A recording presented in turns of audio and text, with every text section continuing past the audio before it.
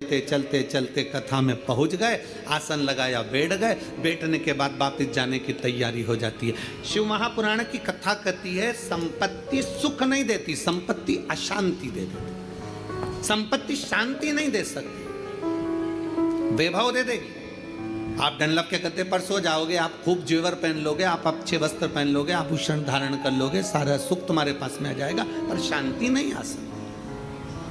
इसलिए बारंबार कहा गया, मिलता है सच्चा सुख केवल भगवान तुम्हारे चरण। बाकी के दुनिया का सुख कहीं नहीं प्राप्त हो सकता। दुनिया का सर्वाधिक सुख भगवान के चरणों में। आप कुबेरेश्वर बाबा की धरा पर आए हैं, कुबेरेश्वर बाबा की धरा पर कभी पहुँचे या आए तो कुबेरेश्वर बाबा की धरा पर पहुंचकर तुम कहीं पर भी एकांत में बैठ जाओ। जितनी देर बैठे रहोगे आपको ऐसा महसूस होगा कि मेरा शंकर तुम्हारे आसपास में से घूम कर निकल कर गया है। शिव तत्व की प्राप्ति कहीं और सारे तीर्थ धाम आपके चरणों में। हे गुरुदेव प्रणाम आपके चरणों में। सारे तीर्थ धाम आपके चरणों में। हे गुरुदेव प्रणाम आपके चरणों में। आप जितनी देर बैठोगे परमात्मा के चरणों में, जितनी देर विराजमान हो परमात्मा के चरणों में, जितनी देर बैठे हो उतनी देर तुम्हें शांति है, उतनी देर आनंद है। तो शिव तत्व कह रहा है कि संसार में शांति नहीं है, संपत्ति में शांति नहीं है।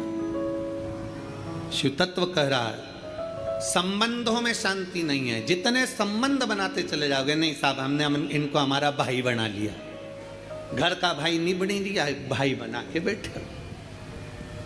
नहीं साहब इसको हमने हमारी बेटी बना लिया, घर की बहन बेटी को साड़ी नहीं दिला रही और दूसरी बेटी बनाते फिर।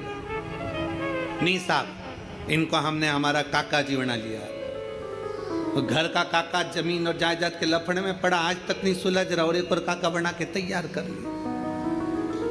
नहीं साहब ये हमारी बुआ है, नहीं साहब ये हमारा ये है।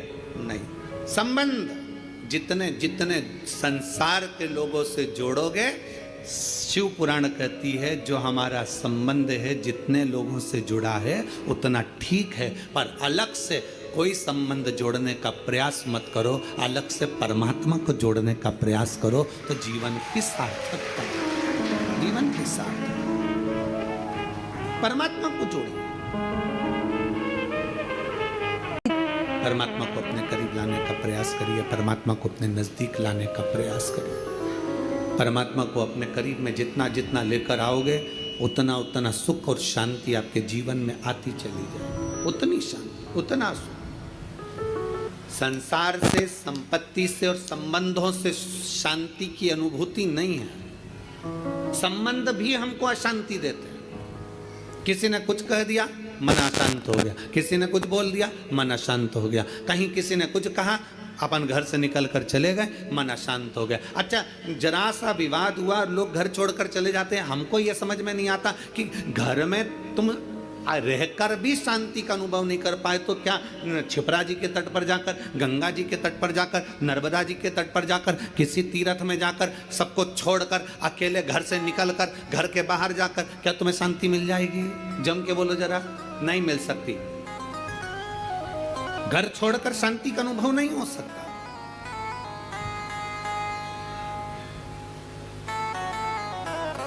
संसार ने अशांति दी, संपत्ति ने अशांति दी, संबंधों ने अशांति दी, फिर अगली अशांति दी स्वास्थ्य ने।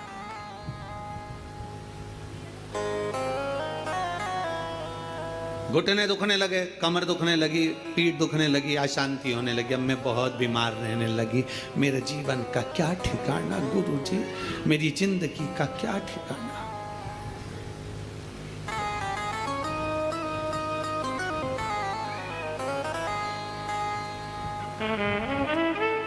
कभी अगर मौका लगे ना, एक बार भविष्य पुराण का अध्ययन करिएगा। गीता प्रेस गोरखपुर की भविष्य पुराण लीजिए और उसका अध्ययन करिए। भविष्य पुराण का जब अध्ययन करेंगे तो उस अध्ययन में आपको निकलेगा कि परमात्मा ने जब हमको जन्म दिया तो जन्म के समय पर हमारी खोपड़िया में एक मैग्नेट लगा दी, एक चुंबक लगाई।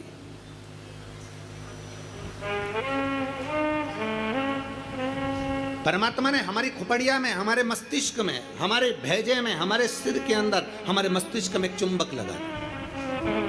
कभी अगर भविष्य पुराण पढ़ें तो उसमें अध्ययन करिएगा, हमारे मस्तिष्क में एक चुंबक परमात्मा ने जन्म के समय पर, पैदा होने से पहले, हमें बनाने से पहले, माता के गर्भ में जब हम पड़े हुए थे, हमारा मस्तिष्क बन रहा था तो इसमें एक चुंबक फिट कर दिया। इसलिए मरने के बाद जब अंतिम संस्कार होता है, अंतिम संस्कार में जब मुर्दा आधा जल जाता है तो उसकी खोपड़िया को फोड़कर कपाल क्रिया करी जाती है। आपके इधर करते कि नहीं करते वो हमको नहीं मालूम। हमारे इधर की रीति है, बांस में लोटा बांधकर उसमें घी भरकर उसके घर के बेटों से, उसके पोता पोती से वहाँ पर खड़ा करवा के पोते से खोपड़िया में वो डंडा पड़वा कर वहीं घी उंडेलवा कर डंडे को फेंक दिया जाता, उस बांस को फेंक दिया जाता। देखा है आप लोगों ने इसको?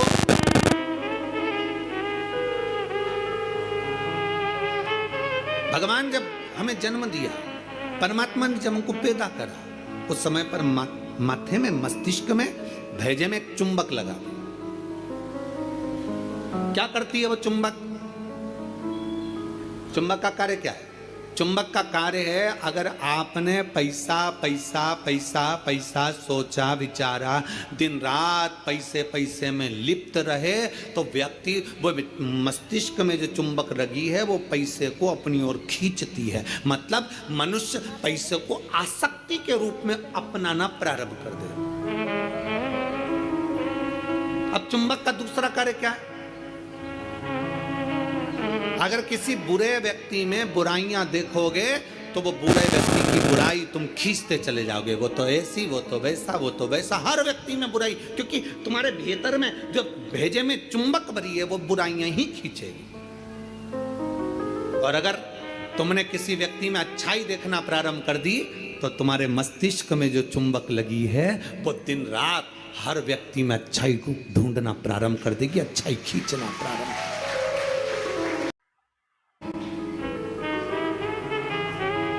अब ये बात तो अपने तक हो गई। अब मेन बात पर जाओ, मुख्य बात पर।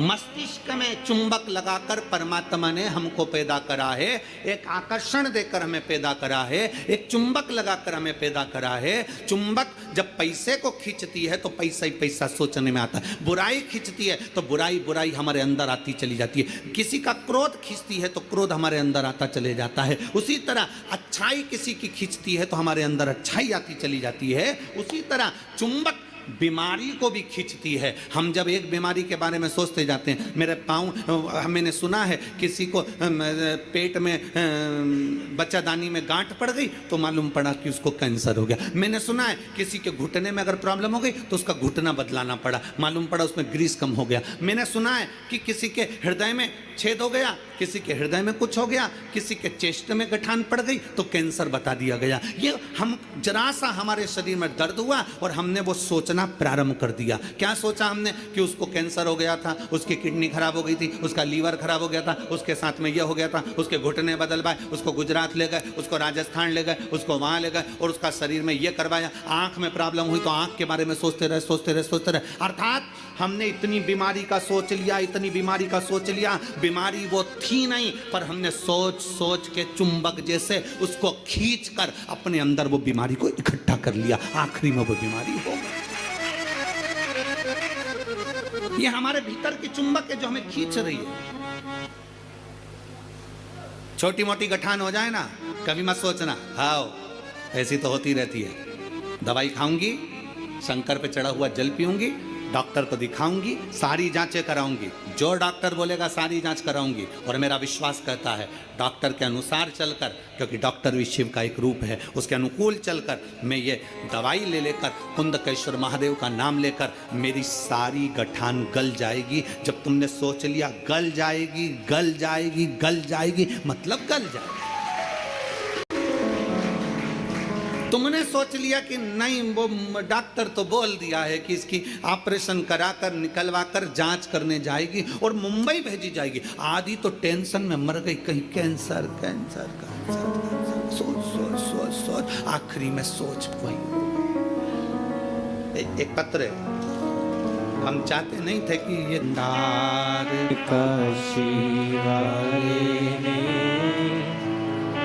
कर दिया माला मार, काशी वाले ने अरे लुटा दिया भंडार का, काशी वाले ने कर दिया माला माल, काशी वाले ने लुटा दिया लुटा दिया लुटा दिया लुटा दिया लुटा दिया भंडार काशी वाले ने कर दिया माला मार, काशी वाले ने। भेजे में परमात्मा ने इस मस्तिष्क के अंदर एक चुंबक लगाकर भेजी है। अच्छा सोच रहे हो अच्छा होगा, बुरा सोच रहे हो बुरा होगा। किसका बुरा होगा? आप दूसरे का बुरा सोच रहे हो ना, उसका कभी बुरा नहीं होगा। बुरा किसका होगा? जो सोच रहे हैं हम, वो हमारा ही बुरा होगा। चुंबक लगी है इस मस्तिष्क में, इस भेजे में। घुटने में दर्द है ना, ये कभी विचार मत करो कि मेरा ऑपरेशन होगा, मेरा घुटना बदलना पड़ेगा, ये करना पड़ेगा, वो करना पड़ेगा। डॉक्टर से मिलो, डॉक्टर से दवाई भी लो, सब कुछ करो, पर यह विचार करो कि मैं डॉक्टर के पास जाऊंगी, भगवान का भजन करूंगी, शंकर के मंदिर जाऊंगी, एक लोटा जल चढ़ाऊंगी, बेलपत्र चढ़ाऊंगी और जल बेलपत्र चढ़ाकर उसका पान करूंगी, और यह मेरा विश्वास कहता है कि मैं ठीक होऊंगी, मुझे घुटना बदलने की जरूरत नहीं पड़ेगी, मुझे कोई कार्य करने की जरूरत नहीं पड़ेगी और मैं ठीक हो जाऊं। यह मेरा विश्वास कहता है, यह मेरा भरोसा कहता है। चुंबक लगी है एक मस्तिष्क के अंदर, एक आकर्षण परमात्मा देकर भेजता है। चलो एक प्रैक्टिकल कर देखिए। आप सब एक प्रैक्टिकल करो, जितने लोग कथा को आस्था चैनल पर सुन रहे हैं, जितने लोग फेसबुक यूट्यूब पर सुन रहे हैं, जितने लोग कुबेरेश्वर बाबा की धरा पर सुन रहे हैं। दीपावली के बाद, दीपावली के पहले या कल परसों से एक विचार करना कि मुझको ये खाना है या मुझको ये लाना है, या मेरी पास में धन नहीं तो धन की व्यवस्था, मुझे 5,000 2,000 3,000 15,000 की जरूरत है और वो मुझे चाहिए। 3 4 5 दिन 8 दिन 10 दिन तक सोचते रहो, विचार करते रहो, चाहिए मुझे, कहीं से व्यवस्था हो जाए, बाबा कुछ भी करे, कैसे भी आए, मुझे पाना। भोजन के लिए विचार करो कभी कि मुझे भोजन लग चाहिए, मुझे आज ये खाना है, मुझे 5 दिन बाद 10 दिन बाद मेरा मन है कि मुझे ये प्राप्त करना है। धीरे धीरे धीरे धीरे वो चीज़ आपके पास आती चली जाए, अपने पास आ। अच्छा सोचिए, अच्छा विचारिए। जब अच्छा सोचेंगे, अच्छा विचारेंगे, अच्छा सोचेंगे, अच्छा विचारेंगे, अच्छा कर्म करेंगे तो निश्चित है कि अच्छा हमें मिलेगा। हम हमेशा जरा सी बीमारी आई, जरा सा रोग आया, जरा सी तकलीफ आई, जरा सा कष्ट आया, जरा सी तकलीफ में हम विचार करने लगते हैं कि मुझे ये तकलीफ हो रही। तो शिव महापुराण की कथा कहती है, शिव तत्व कथा है, 3 दिन की शिव चर्चा कुबेरेश्वर बाबा की धरा पर जो हो रही है, उसमें आज विराम दिवस की कथा कहती है। अशांति हमको संसार भी देता है, अशांति हमको संपत्ति भी देती है, अशांति हमको संबंध भी देते हैं और अशांति हमको स्वास्थ्य भी देता है। हम सोचने में पड़ जाते हैं, मुझे ये प्रॉब्लम हो गई, मुझे ये तकलीफ हो गई, मुझे ये कष्ट हो गया, मुझे ये तकलीफ होती चली जा रही, हमारे भीतर से अशांत होते चले, भीतर से हम अशांत होते चले जाते। शांति गई। 4 स्थान अशांति के तो ये बता दिए, और 5वें नंबर पर बता दिया संतान। 5वें नंबर पर कहा कि संतान भी अशांति दे जाती है। संतान, इसलिए शिव महापुराण की कथा कहती है, पुत्र के लिए किया गया कर्म है और बेटी के लिए किया गया धर्म है। धर्म है। पुत्र के लिए करना ये तुम्हारा कर्म है। मेरे को दुकान लगाना है, बच्चों को सेटल करना है, बच्चों को ये करना है, बच्चों को वो करना है, मेरे बेटे के लिए ये व्यवस्था करना है, मेरे बेटे की शादी करना है, मेरे बच्चे के लिए ये करना है। पुत्र के लिए करा गया ये कर्म है। बेटे के लिए तुम लाखों की संपत्ति छोड़कर जाना, वो धर्म नहीं कहलाएगा। बेटे के लिए तुम दुनिया भर की दौलत छोड़कर जाना, वो धर्म नहीं कहलाएगा। पर बेटे के लिए अगर कुछ कर रहे हो, उसको अगर लैपटॉप दिला रहे हो, ये कर्म है। उसको मोबाइल दिला रहे हो, ये तुम्हारा कर्म है। तुम अगर बेटे के लिए जमीन कर रहे हो, ये तुम्हारा कर्म है। अगर बेटे को तुमने दुकान खोली, ये तुम्हारा कर्म है, क्योंकि तुम पिता हो, बेटे के लिए करना पड़ेगा। माँ अगर बेटे के लिए रकम बनवा रही है, ये कर्म है। बहू के लिए कुछ कर रहे हो, ये तुम्हारा कर्म है। बेटे के लिए जितना करा वो कर्म है। गाड़ी लाए, कर्म है, क्योंकि बेटे के लिए लाना पड़ेगी, बहुओं के लिए लाना पड़ेगी, मकान बनाना पड़ेगा, जमीन करना पड़ेगी, जायदाद करना पड़ेगी। ये सब कर्म की गिनती में आ गई। ये सब कर्म। दुकान बनाओ बेटे के लिए, जरूरी है। जमीन करो बेटे के लिए, जरूरी है। मकान बनाओ बेटों के लिए, जरूरी है। बहू लाओ बेटों के लिए, जरूरी है। गाड़ी बंगला करो बेटों के लिए, जरूरी है। तुम्हारा कर्म है, करना ही पड़ेगा। पर बेटी अगर घर में आई और बेटी का अगर तुम लालन पालन कर रहे हो, बेटी को पढ़ा रहे हो, लिखा रहे हो, शादी कर रहे हो, विवाह कर रहे हो, उसको पढ़ा रहे हो, तो ये तुम्हारा कर्म नहीं है, ये तुम्हारा, जम के बोलो जरा, धर्म। इसलिए शिव महापुराण की कथा कहती है कर्म और धर्म का लेवल बराबर लेकर चलना। अर्थात बेटे के लिए भी करो तो बेटी के लिए भी करते रहना, दोनों का लेवल बराबर लेकर चलिए। कर्म और धर्म के लेवल को बराबर लेकर चलोगे तो जिंदगी की सार्थकता सिद्ध हो जाएगी, तुम्हारा जीवन आनंदमय हो जाएगा। कर्म और धर्म के लेवल को बराबर बनाइए, बराबर। और मत बुरे कर्म कर बंदे, वरना पछताएगा। भगवान की आंखों से तू बच नहीं पाएगा, तू बच नहीं पाएगा। अरे ओ अज्ञानी मत कर नादानी, अरे ओ अज्ञानी मत कर नादानी। तेरे कर्म का फल भी तू ही पाएगा, जैसा किया तूने तेरे आगे आएगा। मत बुरे कर्म कर बंदे, मत बुरे कर्म कर बंदे, वरना पछताएगा। भगवान की आंखों से तू बच नहीं पाएगा, तू बच नहीं पाएगा। अपने कर्म का लेवल और अपने धर्म का लेवल दोनों को बराबर कर कर चलिए। कर्म को और धर्म को बराबर बना कर चलिए। कर्म और धर्म दोनों बराबर।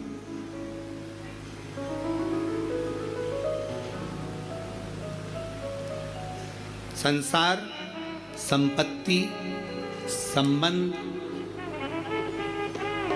संतान, स्वास्थ्य, ये सब अशांति को प्रदान करते हैं